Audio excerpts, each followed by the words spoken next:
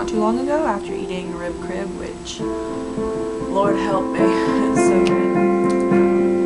Me and my sister shared this California wrap pulled pork thing. It was so good, and it like, we split it up, it was like cut in half and it filled me up that one side, and it had like pulled pork and coleslaw, and it was so good. But so that was my lunch. Not that you care, but maybe you do, I don't know. If you go to Rib Crib, get it. It's the Carolina pulled pork wrap, and it's so good, and we got fried okra with it. But anyways, okay, so today at church, it was so intense because this guest speaker preacher guy and his family, which was his wife and his daughter, came, and they just preached, and they're really spirit-led. And at first I was on the edge of it. I was like, okay, you know, like, okay, like, you never really know, excuse me, if people are like sincere and stuff, so probably shouldn't have thought that way, but I was just still like, okay, God, show me, you know.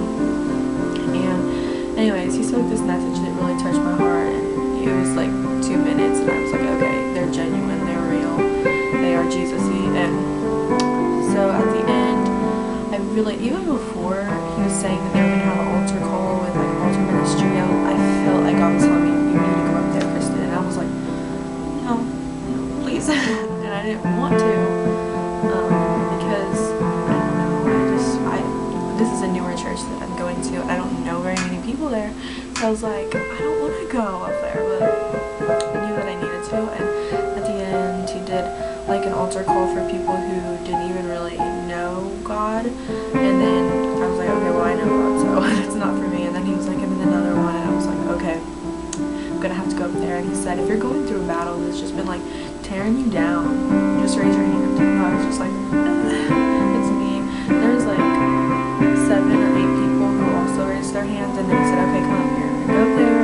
As soon as I go up there, like, I felt God like intensely, and like my right leg was like quivering and shaking. It was really weird, but it was Jesus-y.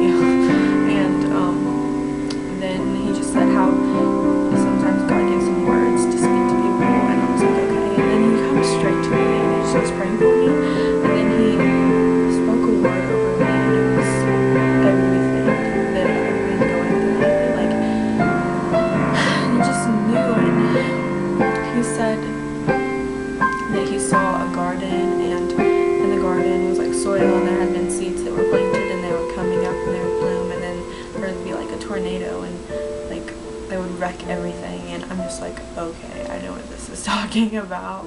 And then I was like, okay, I'm doing okay. And then he started saying some other stuff, and I started crying, and it was spot on. And then he just kept talking like the promises that God has given you, he's gonna fulfill them. You need to encourage yourself. And I just like broke down. And then his daughter, she's 12, but God like has seriously like gifted her, and she said, I saw you in a corner and it was darkness everywhere, and then Jesus came and he karate chopped the darkness away. And I started like laughing, like not like in a mean way, but like that touched me, because the way that she said it is exactly something that I would say, like karate chopped the darkness. That's amazing.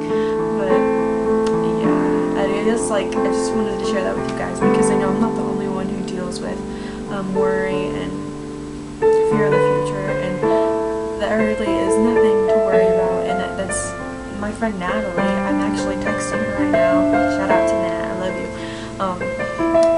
She made a video and she sent it to me, and it was saying like, you don't need to worry. Like, I feel like so many times we don't even realize we're worrying. It's just because it's become so natural just to worry about everything and to fear about things. But God knows the plans that he has for us, and he wants to prosper us and give us a hope and a future. And one thing that I've just really felt like God was telling me lately is that he's going to fulfill the plans that he has for me. Every single plan, and everyone that is involved in my plan, theirs will be fulfilled too. And God had shown me that when he frees somebody, he frees everybody around them. Like, hold on.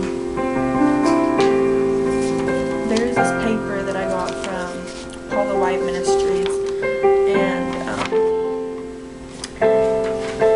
it really hit me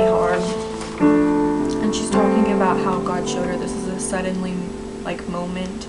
And she sent it out, or her ministry sent it out on June 2nd. And then she said that God told her, like, within that 3 months, like from June 2nd to, I guess, September 2nd, a lot of things were going to happen in my life that were suddenly. And that has totally happened, like, in so many ways. But listen to this. The third thing that God is going to provide for you when you obey is deliverance.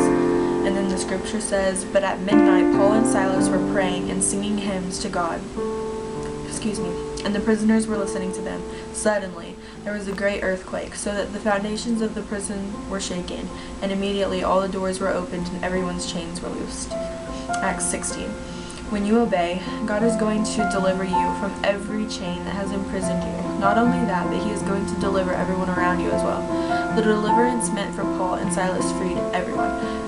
Yeah, so that hit me hard, because I like to encourage people and I like to help people, and if they're not doing well, then neither am I. And God just, sometimes we have to focus on us and him, because whether those people realize it or not, it affects them. And when we get free, other people around us get free. When we get filled, we'll overflow, and our living water will come out, and it will go into their cups, and it will overflow. And it's just like a domino effect of his mercy and grace. And God can do anything. And just recently I've been like, God, why do you ask me to pray for people? Why do you ask me to fast? Like, you could just do it. But honestly, like, God has purposefully limited himself to working through us, because he's given us a choice, you know. And there are some things that he just can't do, because he said that he won't push anything on us. Well, if he asks us to pray for somebody, that gives us the ability and the power to touch them without them even knowing it, that God can do anything. And I've just been praying for a lot of people in my life, but I realized, like, I gotta pray for myself. I mean, like, I gotta focus on my love for God too, not just encouraging them.